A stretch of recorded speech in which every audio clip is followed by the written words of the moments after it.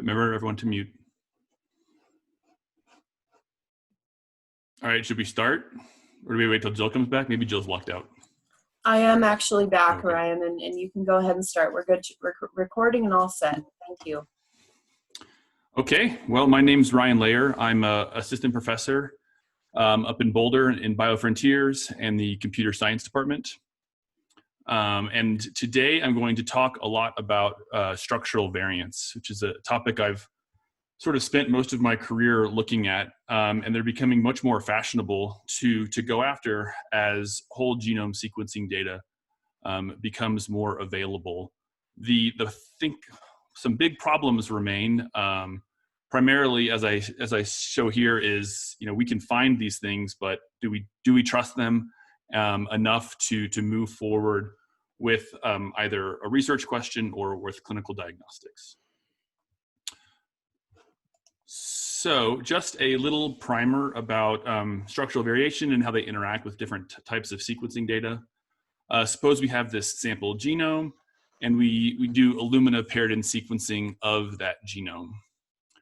As I'm sure everyone here knows, but I'll just quickly review, that starts with shearing the DNA into these fragments where the fragments are size selected and come from a kind of normal-ish looking distribution. And that distribution is going to be important here in a little bit. But since this is paired-in sequencing, we don't actually look at the full sequence. We just looked at the ends of the sequence, and we have this unsequenced region right there in the middle. But we don't get them in order. These things come all jumbled up in some sort of random order. That's where the reference genome comes in, and then we use an aligner to place each of these sequences onto the reference genome.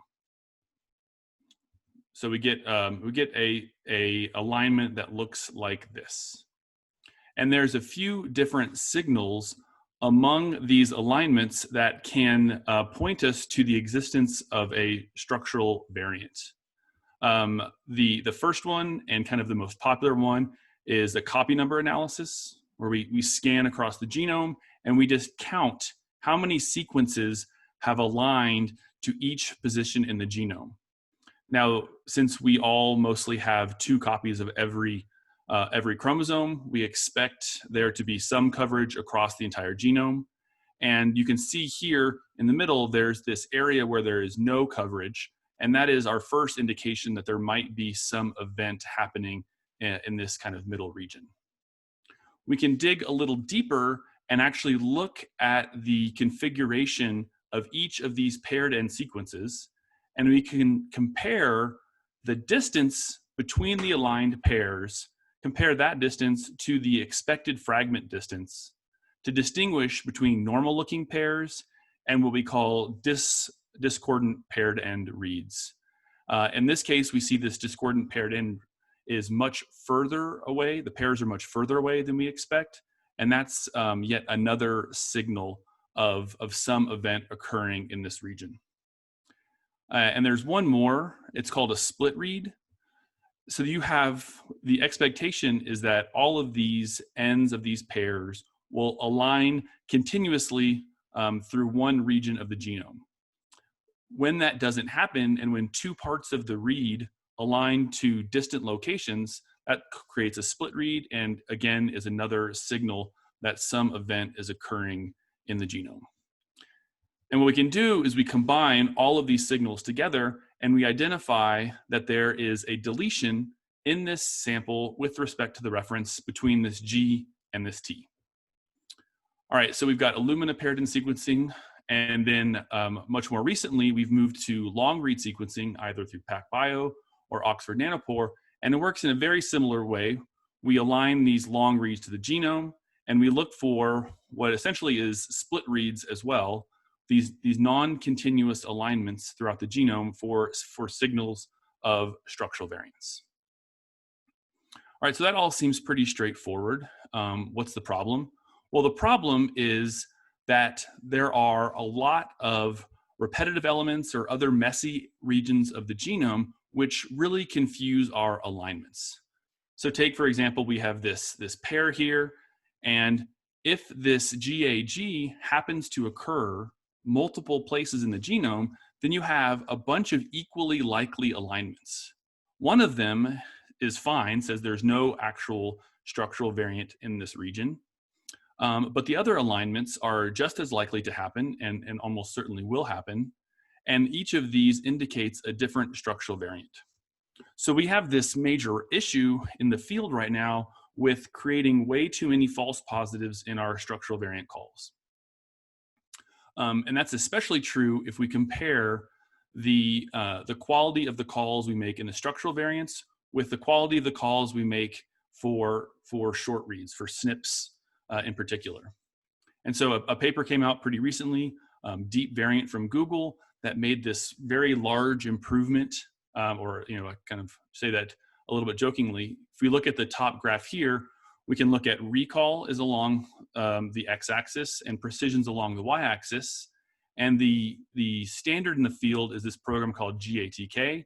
And Deep Variant is this deep learning method that Google introduced. And just a quick reminder, precision is the percent of true positives among all your calls. So you take all of your calls, how many of them are true positives? And then recall is of all the true events that were actually in existence, how many of them did you find? And you can combine precision and recall for something called the F1 score. All right, so that's what this graph is showing us. And you wouldn't be wrong to try to detect the difference here. You have to really zoom in. Let's actually zoom in again. So you see here, this is the old method, and this is the improvement. And you can kind of see we're squeezing blood from a rock here. Remember, we have precision and recall, and to give you an idea of the improvement here, you go from the old method was 99.8, moved up to 100, and you go from 87.5, moving up to 100. So you already were in a situation where you had very good small variant SNP calling, and we've actually nearly perfected it with Google Deep Variant. And actually, this kind of improvement, if you're wondering what it takes to get written up in the popular press, it's this F1 improvement of 0.0001. And if you do that, then the Atlantic would do a nice little write up on you about how you can take technology invented to sort through cats and now use it to solve genetics. All right, so how are we doing with structural variants on this field? Well, here we have a large analysis of the F1 score for each color corresponds to a different type of structural variant. The x-axis here is a huge group of different structural variant callers, and the y-axis is, this is actually, one is shows how well structural variant callers are doing, but two is also showing us how we should almost never use stacked bar charts, because it's very difficult to actually, for example, understand how inversion calling is doing.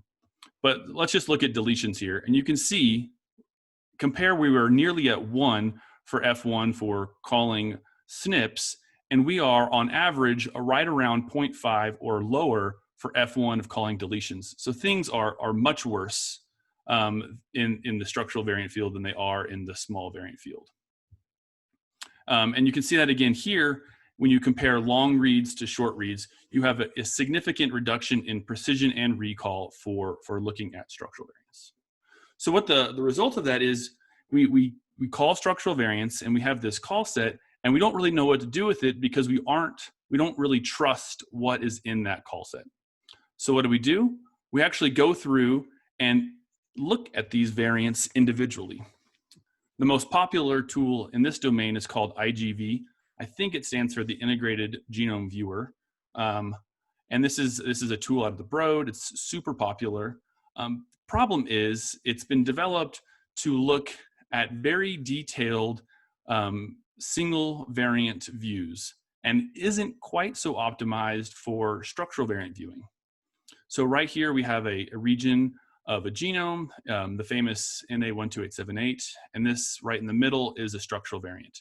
And you might not see it immediately because what you need to do in IGV is a lot of clicking. So you have this default view, you need to right click, you need to select view as pairs. Okay, you see a little bit of evidence there, you need to do some more clicking. And finally, after about 5 minutes of configuring this one view, you actually see good both coverage change in the structural variant and actually pair end changes.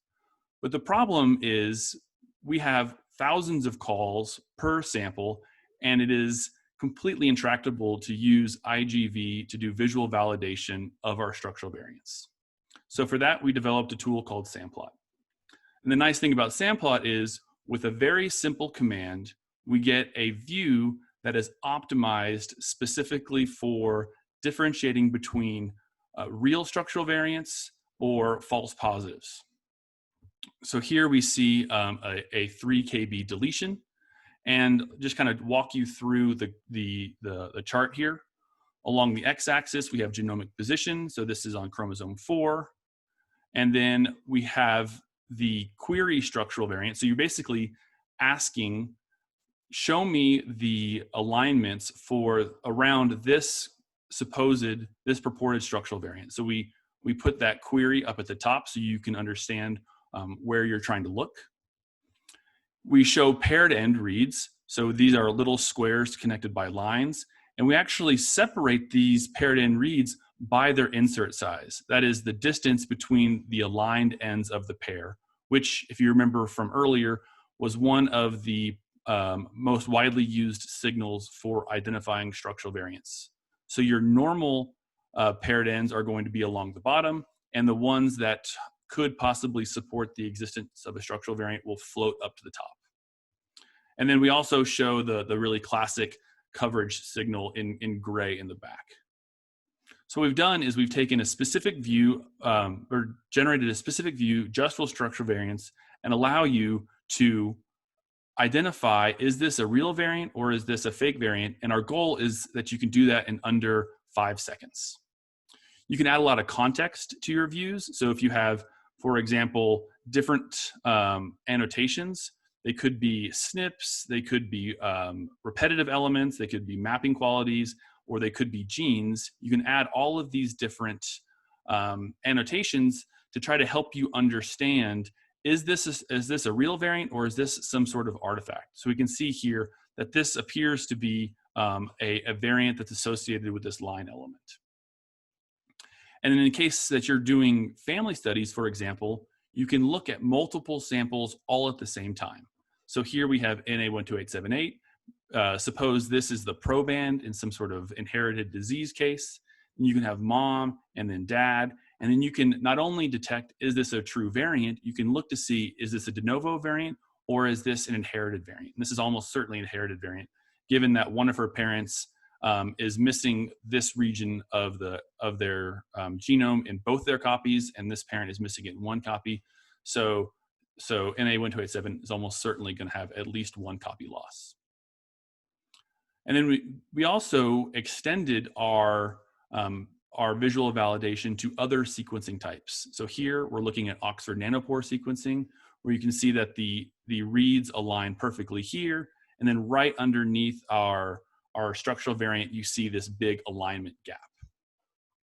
All right, we can bring this all together and we can actually look at multiple samples across multiple sequencing types, all at the same time, looking for some sort of concordant signal. So you can see pretty clearly here, you have Illumina data. You actually have 2 different types of Illumina data. You have PacBio data that's actually been phased. So this is haplotype 1, haplotype 2, and there's always some unassigned reads. So you can see almost certainly this is a heterozygote variant. That's reconfirmed in this phased Oxford nanopore data.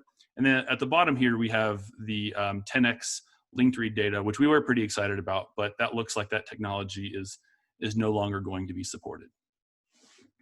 All right, so with SAMplot, we can very rapidly generate these structural variant images for visual validation. And we actually did this for a family sequencing experiment. And what we were left with was a whole bunch of images and not really sure what to do with all of them. So, one person got out a spreadsheet, another person got out the images, and we just started going through them and trying to classify, were they true positives or were they false positives? And it was a complete disaster almost immediately. So to solve this next impending disaster, we developed something we call SVplotIt. And what SVplotIt is a cloud-based system for collaborative curation of structural variant data sets. So we take the images from SAMplot and we put them on AWS, and we create this interface where many people, possibly hundreds or thousands of people, or just one person from anywhere on the planet with an internet connection can collaborate on judging the quality of a structural variant call set. So once you initialize this system, you go to a specific web page and you're presented with these SAMplot images, and then simply a simple question is, does the evidence support this structural variant? And then you answer yes, I don't know, or no. And you can actually churn through these quite quickly, either by clicking these buttons, or you can actually hit the N, in this case on your keyboard, to go very, very, very quickly. And so you can just churn through all of these structural variants. And that last one you said no, and this one we say yes. And once you've done enough curating, you can go over here, you can look at the report, and you can actually see for every structural variant, how did the group, or what did the group think about each variant? And from that, you can come up with some sort of curated list. And so we did an experiment. We had 9 researchers of varying backgrounds, and we had them look at 1,350 structural variants from the Genome in a Bottle project. And on average, people took just a few seconds to judge each structural variant, which means you can churn through over 1,000 variants in about an hour, which we think is a pretty good way of scaling visual validation up to the sizes that we need to actually look at our individual experiments. And a little bit newer result is we did this for a large scale salmon experiment where we looked at about 400 different salmon, Norwegian salmon, and looked at every single structural variant called in that call set. Well, we found there was 92% false positives among all the calls. And so of the 8% that visually validated, we went back and did long read sequencing and confirmed that about 98% of those visually validated structural variants were in fact real variants, giving a lot of weight to the idea that visual validation can clean up your call set, leaving you with good calls that you can actually trust. All right, so at this stage, we have a system that can generate these new images specifically for structural variants, and you can go through and answer yes, no, maybe questions about them. The problem there is you're still wanting to look at thousands, tens of thousands, hundreds of thousands of images, which takes a long time. But since if humans can do quite well at this, we have the idea, well, what if we just used some sort of machine learning model to take all of these images and just learn what a good structural variant looks like? And that would really assist the manual curation process, where you could possibly throw out anything that was clearly wrong and maybe only look at a small percentage of the overall calls to do some final visual validation. All right, so it seems pretty straightforward. TensorFlow is a high quality computer vision library that exists, and we went out and we tried this. So we took a bunch of reference structural variants, so queries where there was clearly not a structural variant. We looked at a bunch of heterozygous variants, so that is 1 copy losses, and then a lot of 2 copy losses, and we fed it into this machine learning model and tested it out. And surprise, surprise, it actually did really poorly. And the problem that we realized is that we were looking at the output of a structural variant caller. So we're almost never presented with a problem where we're trying to differentiate between is this a region with no structural variant, a nice clean normal region like this, or a region where there clearly is a variant? Because no reasonable structural variant caller is ever going to identify this as a region of interest. What the model needs to do is differentiate between extremely noisy regions and real structural variants.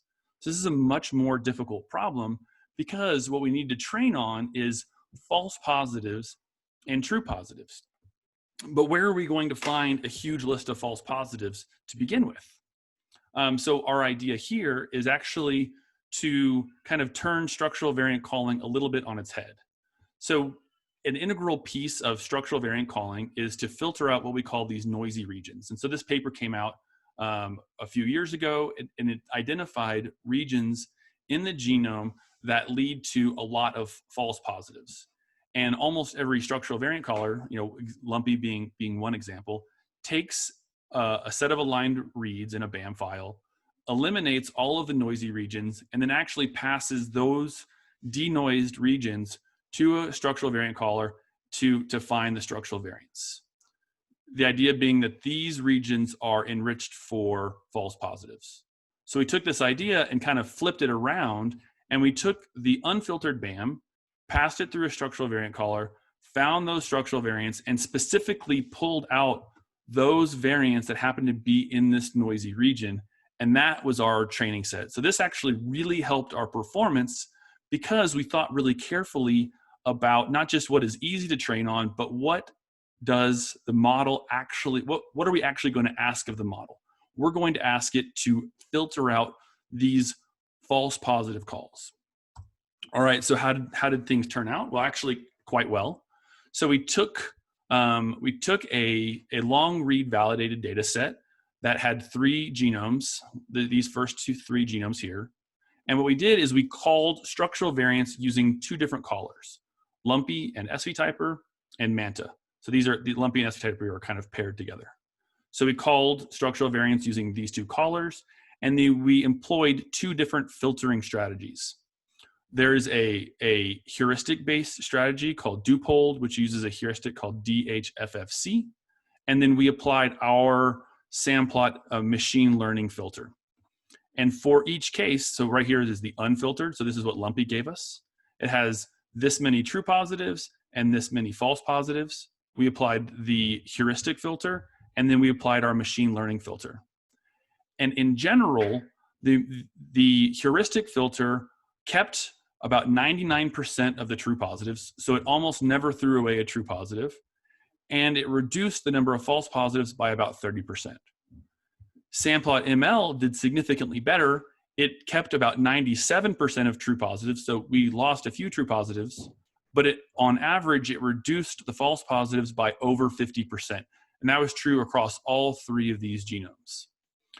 In all 3 cases, we are considering short Illumina reads, and the truth set was based on PacBio long read data set. So the machine learning method is able to improve quite a bit better than the heuristic method. And one of the nice things here is a heuristic method, this is as good as DHFFC is ever going to get.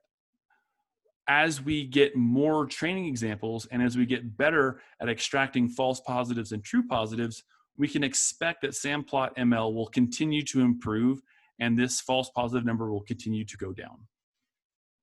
As a proof of principle, we looked at long read. We used the exact same model to look at long read data. And we see that we keep almost all of our true positives, and we reduce false positives by about 30%. And I say this is a proof of principle because the amount of long read data available is quite limited. We trained on several thousand genomes to create our short read model. There are only about 4 or 5 long read genomes currently available for us to train on. So again, we expect this number is quite good. It's a nice reduction. And we expect that this reduction will only improve as more data become available. In any machine learning situation, there is the question of generality. So if my sequencing library looks a little bit different than what you trained on, can I still use it? So to test how general our model was, we went out and looked at 2 more genomes, the HG002 genome from Genome in a Bottle, that was sequenced using 2 different libraries, using different read depth, so 20x versus 60x, using different read lengths, 150 base pair versus 250 base pair, and using 2 different fragment sizes, so 550 and 400. So overall, we have 2 different library technologies, and as you can see, that the performance is almost identical for samplot ML across all of these. So we have what I would say is a highly general model. We actually think that our model, which was trained on human, will probably work quite well even across different versions of the reference genome and even different species. That is because these SAMplot images are quite general. A structural variant will look the same no matter what the background genome or reference genome is. And then another experiment that I think people in the cancer community would be quite interested in is, what if we have a situation where we have a heterogeneous tumor, and that creates variants that exist at different allele balances. So the allele balance is the ratio between the number of alternate reads that support the alternate allele versus the total number of reads. So in a heterozygous case, it would be 50-50. In a reference case, it would be 0. There would be no alternate alleles. And that's what you expect mainly in the germline. But for tumors, we can have a heterogeneous tumor, we can have different clones, we can have contamination from normal tissue, and we actually create a situation where we have allele balances that deviate from the expected 0.5 in the germline case. So here, what we did is we simulated new genomes using 2 diploid samples. We have the hydatidiform mole 13 and the hydatidiform mole 1, and we mixed these at different ratios and tested how well are we able to recover true positives. And the number here is the improvement over the DHFFC, which is how much better does the machine learning method do over the standard heuristic method. And along the x-axis, you have the minor allele balance. So here you have a 50-50 mix of these 2 genomes. And over here you have, this would be a 90-10 mix where CHM1 is only 10% of all the reads. So what you can see, as the allele balance decreases, you actually have a situation where the machine learning method continues to improve up to about the 0.2% allele balance level. So as the tumor becomes more heterogeneous, we have a better chance of recovering true positives with our machine learning method. Other little tidbits that I think are interesting with our newest SAMplot improvements that we're in the final stages of writing a paper for is a split view. So if you have really large structural variants, you can actually zoom into the regions of interest. And this split view also allows us more flexibility to visualize things like translocations. So here we have a translocation, which for reasons that I don't totally understand, we call BNDs. It's a translocation between chromosome 2 and chromosome X that we actually think was causative for an epileptic disease that we studied a couple years ago. And then lastly, I talked about this before with the how do you curate large numbers of structural variant images. We have included with SAMplot this really nice web viewer. So if you generate a bunch of images from a VCF, you can just start up this little web browser, and on your local machine, you can go through each individual structural variant and judge for yourself whether or not it's good or bad. So it kind of helps you deal with all those images without having to go to the cloud. All of this is available for free on my GitHub site, and you can actually look at an example of this web viewer by going to tinyurl.com/samplot_VCF. Okay, so now what, right? Well, if we were looking at small variants, we would actually turn towards Nomad to understand, now that we have a bunch of variants that we believe in, we want to figure out which ones are clinically relevant. And as we're quickly learning, that population allele frequency is probably the most critical metric for clinical interpretation. So I'll give a little example to prove that point. So quite a while ago, in 2007, there was a study looking at hypertrophic cardiomyopathies, and they identified this CARL3 gene, and in particular 2 mutations in that gene that were quote, considered of pathogenic significance. And they came to that conclusion in a family study where they looked at the inheritance patterns among affected parents and unaffected offspring, and they did all the classical things. They went through and validated the existence of that variant. They looked across different species and showed that specific amino acid was highly conserved. So we have all of the information here, at least in 2007, at our fingertips to show us that these variants are probably really important to this disease. What we didn't have in 2007 was hundreds of thousands of sequenced humans to look not at the conservation, but what is the constraint. And so our constraint is, you think about conservation as how similar is this this position across a bunch of species, but constraint is how similar is this among one species, and that's what Nomad gives us.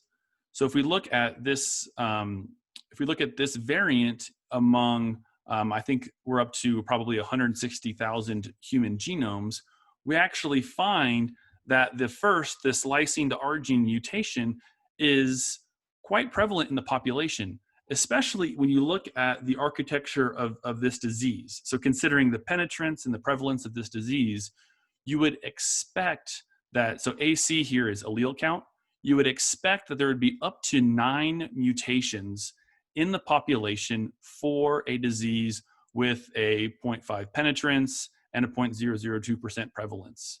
What we actually see is this first mutation has nearly 70 observations in the human population, which really calls into question whether or not this variant is at all involved in this disease. So we do this for every SNP now, and in both research and in the clinical case, as soon as we get a bunch of SNPs, one of the first things we do is we go and look out at Nomad to see how frequent this is, and it's super powerful. Unfortunately, we do not have anything nearly as powerful as this for structural variants. And the reason that we have it for SNPs is due in part to the fact that SNP calling is fairly complete. So for calling SNPs, we consider every read and every position across every sample. So we literally take the genome and we march across the genome looking at every read until we find some difference in those reads and the reference genome. So it's basically a complete accounting of all possible mutations for a given sample, and we do this across all samples. Structural variant calling is much different.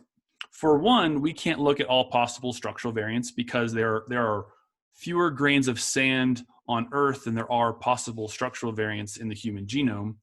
But also the calling process for structural variants is more of a clustering exercise where we look for example, these dips in coverage, and do they cluster with discordant alignments or with split reads?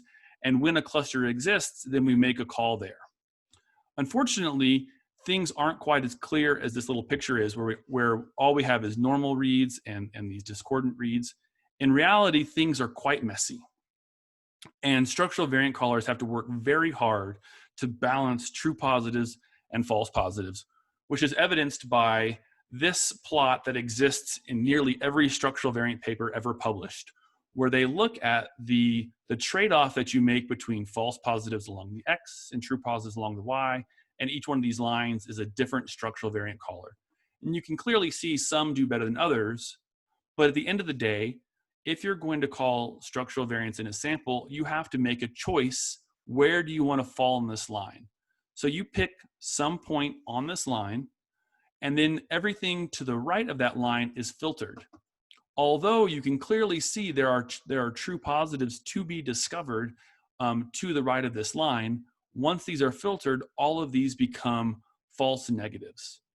So nearly every short read structural variant caller has a huge false negative problem. And that is even among the variants that are able to detect. More recent long read studies have estimated this, that short read callers are actually only able to detect 40% of the deletions that are in the sample. And there's actually evidence, it's not an evidence problem.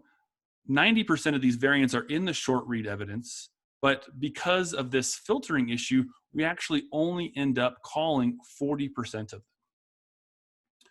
So we have this issue that verification is much easier than discovery. So what I mean by that is we clearly have problems discovering structural variants, but what if, and what we really want is we want a way of counting how often a structural variant exists in a population. Well, that's a verification problem. And I argue that the reason we don't have high quality structural variant allele frequency data sets is because we are stuck in this mode of trying to discover the variants, and then using those called variants as our frequency measures.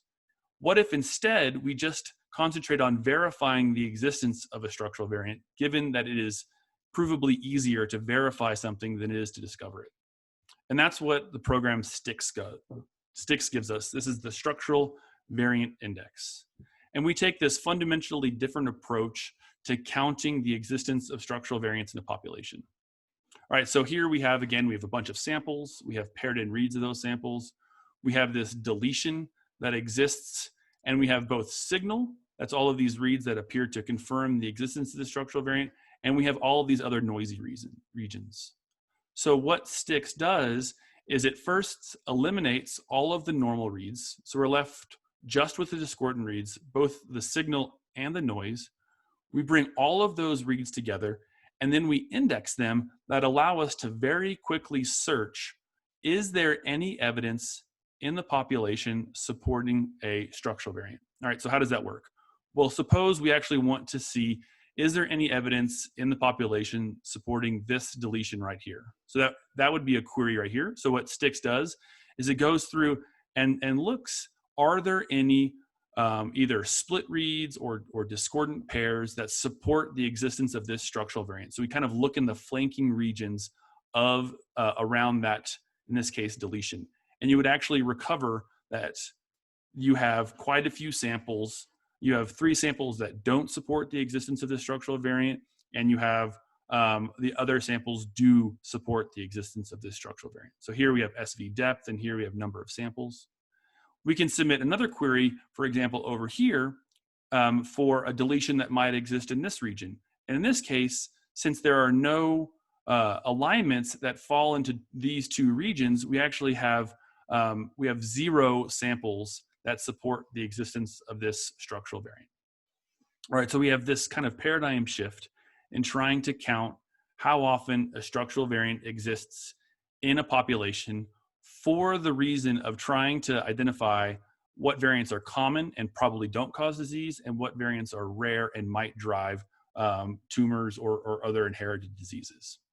Okay, so how well does this work? So we looked at the cosmic database. We looked at the cosmic database of structural variants, and in here we have about 36,000 deletions that are greater than 500 base pairs. And we looked at these and asked the question, well, of these 35,000 deletions that were supposed to be somatic, how many of them actually exist in the 1,000 Genomes Project and are probably germline and not, in fact, somatic? So if we look at the results here, and then we compare, if we look at the structural variant VCF that was published a few years ago by Sudmont as part of the 1,000 Genomes Project, if we look in this VCF, only 403 of these 36,000 deletions appear to be in 1,000 genomes. All right, so these are probably, I'm gonna say these are 403 variants that are not in fact somatic, are actually germline, and were false positives in whatever study found them in that was submitted to Cosmic. If we take a STIX index of this same population, we actually find many more, 2,000 more of these deletions are actually more likely to be germline mutations and not somatic than if we just look at the VCF by itself. So you can see pretty clearly what kind of false and negative problem the filtering and the calling of VCFs have, and just how much easier it is to verify the existence of something versus to discover it. And if we look at, so give a little bit closer look at the results here. So along the x-axis here, you have the number of samples where 1,000 genomes, where the number of samples where the variant appeared in one of the samples. And then on the y-axis, you have the number of samples with some STIX evidence. So this is an estimation of allele frequency. So we have STIX estimation of allele frequency, and we have 1,000 genomes estimation of allele frequency. So for the most part, you can see that when the variant is in 1,000 genomes, the allele frequencies between 1,000 genomes structural variants and STIX basically agree. You see some things that STIX appears to miss. These are variants that have coverage only and do not have the discordant alignments that STIX looks for. You also see this extra 2,000 variants that STIX is able to recover. And what you see is some of the variants that 1,000 genomes missed were in almost every single sample. So in fact, the alternate allele is probably actually the reference allele, and this variant, quote unquote variant, is only in the reference and not in most of the population. All right, so one argument here is that this 1,000 genomes doesn't consider that many samples. So as you boost your samples, then you probably will have, then this number will probably go up. Well, if we look at NOMAD SV, which is the most recent large-scale structural variation project, they looked at 14,000 genomes. So you have 7 times the number of samples involved in NOMAD, but you only found an additional 138 structural variants. So we went from 403 to 541. So 7 times the number of genomes and only a slight bump in the discovery power of using NOMAD for removing these germline variants from these somatic data sets. So I argue that even when we have more genomes, it doesn't really help our false negative problem that much. Now, I don't have direct access to the NOMAD variants, so I can't do a direct comparison, but I would guess that we would find with 14,000 genomes, our 2,000 would go up more than 138. All right, so let's dig into one of these projects. Here, it was this, it was a comprehensive catalog of somatic mutations from a human cancer genome, and looking at one of the variants that they pulled out as being somatic, you actually see, so this is SV depth, which is kind of a measure of how many alternate reads were in a particular sample. So 0 means that the variant was not there. Up at 14, you would kind of start to think that this is missing 2 copies of that region, and the number of samples. So you see that this variant exists probably in a heterozygous state, heterozygous alternate state, and at least heterozygous in many, many individuals among the 1,000 Genomes Project. We also considered the Simon Genome Diversity Project, which had far fewer samples than 1,000 genomes, but they were sequenced at much higher depth.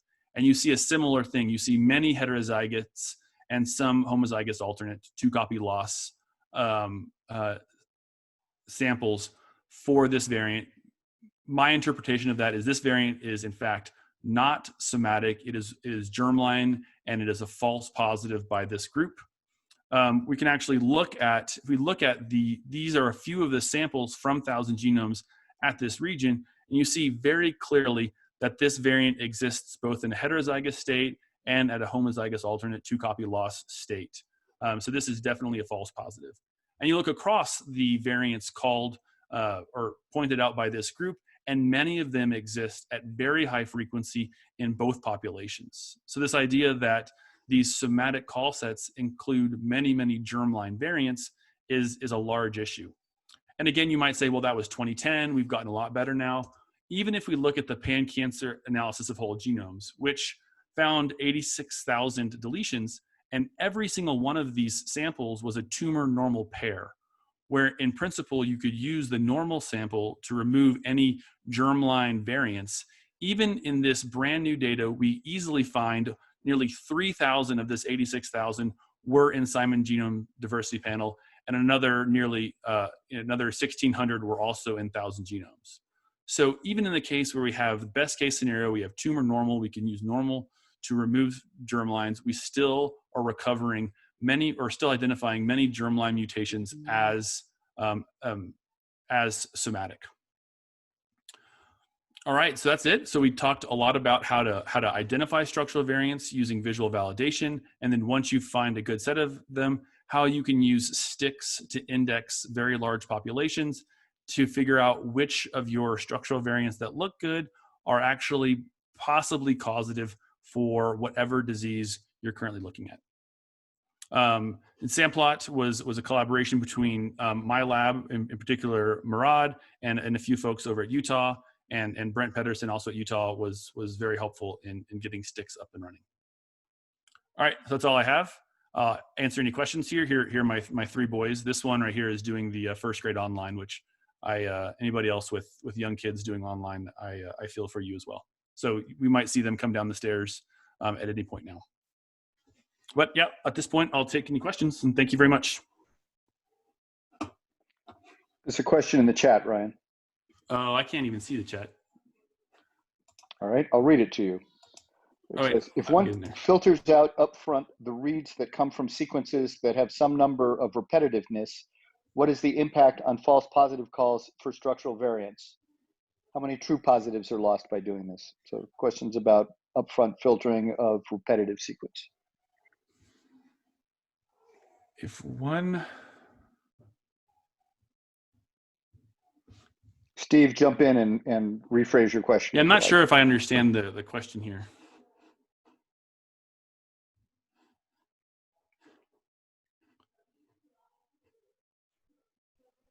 No. Well, so one of the things I talked about was we one of the standard things for SV calling is to remove these regions that are enriched for false positives, and we flip that on its head and we use that to train off of it.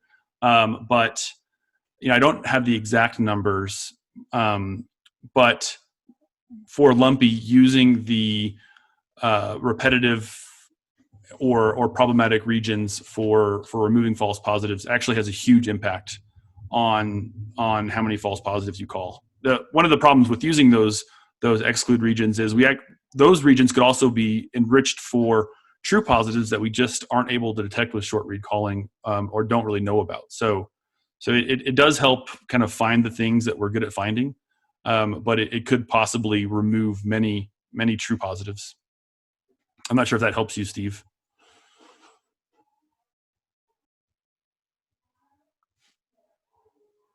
Well, Ryan, if nobody else is going to ask, I know that this is more of a, oh, wait, Tom Check seems to have one.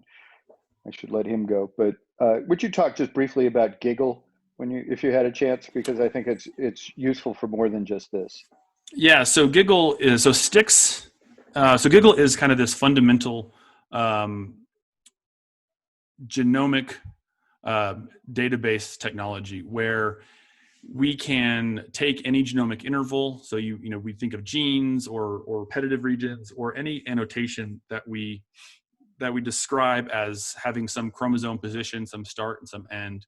We can take these genomic annotations from thousands, tens of thousands of different files and index them so that we can really, really quickly search them. So the way I think of it is imagine doing a bed tools intersect across all of ENCODE in just a few seconds. So that's kind of like the fundamental technology, database technology that STIX is an application built on top of that. Because you can think about a structural variant as having two breakpoints. It's the deletion starts at this position and ends at that position. So that's a genomic interval. So we just index all of those positions with Giggle and search them, and we call that STIX. So yeah, Giggle is generally useful. We've in the process of developing what we call a smart search for UCSC genome browser, where you just type in a region of interest and it will turn on any track that has a interval in that region and turn off everything else, so you don't have to mess around with turning things on and off and scrolling and browsing. And we're actually in working in partnership with Amazon, their biomedical data hub, to provide a search interface for that as well. So yeah, it's a super general, super useful way of searching thousands or hundreds of thousands of genomic interval files very quickly. So Ryan, Yep. so now that you have the number of false positives on these structural variants reduced so much, can you get any ideas about mechanism of the deletions? For example, is there some particular sequence motif at the boundary of the deletion, or are there transposon sequences at the ends or repeated sequences that might give us some idea about how these occur, presumably during replication? Yeah, I think that's where we're trying to get at. The field of structural variation has been hampered for so long with these false positives, and we get so many thousands of calls that we just don't believe. I mean, even as a person who deals with structural variation myself, it's hard to even start doing that type of analysis where you feel like you're standing on such shaky ground. You know, the idea, if we can get to a really good, if you have some way of getting from all of the crap that you start off with to something reasonable, then you can go about, you know, identifying new transposable elements. I mean, this is like what we did with salmon. You know, we started off with 92% false positives, but after we're able to do all of this filtering, you know, kind of the visual validation, we can get down to a set of trustworthy structural variants and identify novel mobile elements, for example. You know, when you have so many false positives, it's like, what's the point of even using it? All right, Edward, how does the accuracy of your ability to catch these false positives trends with size of the structural variant? Can you verify with indels around? Yeah, so that's a good question. In short, you're kind of bumping up against the limits of short read technology in 5 to 10 is probably okay, but there's definitely limits to short read sequencing where, you know, we talked about the primary mode of identifying these things are these paired end reads and how far away are the two pairs. And there's this distribution, what a normal pair looks like. So there is definitely a blind spot there. But in the 5 to 10 base pair region, we actually, in short reads and in long read sequencing, we see very nice visual validation of the smaller indels. So you can definitely look at 5 to 10. You would see this very distinct drop because you have, you know, that's small enough to fit within a single either short read or long read. So you can see these really crisp ends. Now the problem then is a lot of these indels have some microhomology around the ends of them, so it can make things a bit messy. But you certainly can look at small variants, and we in fact do look at small variants.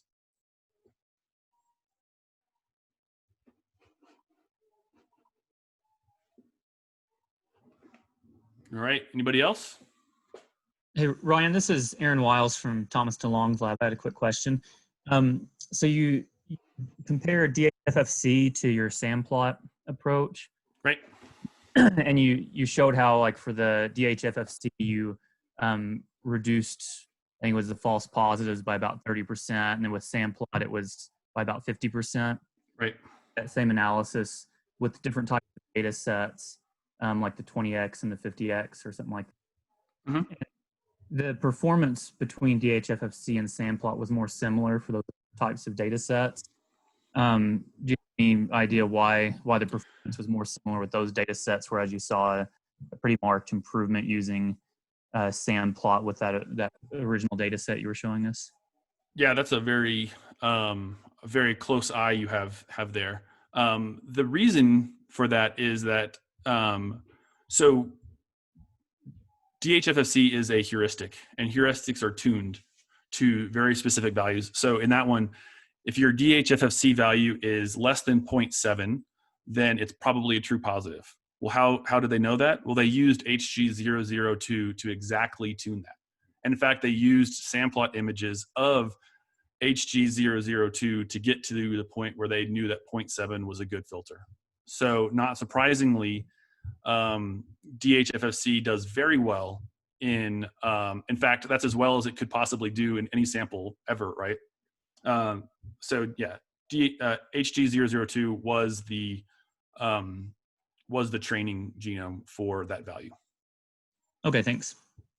Yeah, so they basically looked at almost every variant in that sample to come up with the 0.7 number there. Yeah, good question.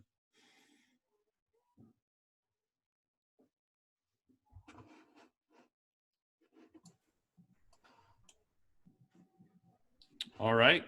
Well, I think we're at time. Thank you all for coming and listening to my structural variants. I'm please reach out either by email or tweet at me or any other way. I used to come down to Anschutz all the time to chat with people, but that is paused for the time being. Okay. Yeah. So thank you very much, and yeah, happy to be a part of the Cancer Center. Thank you so much, Dr. Lair. We appreciate your time.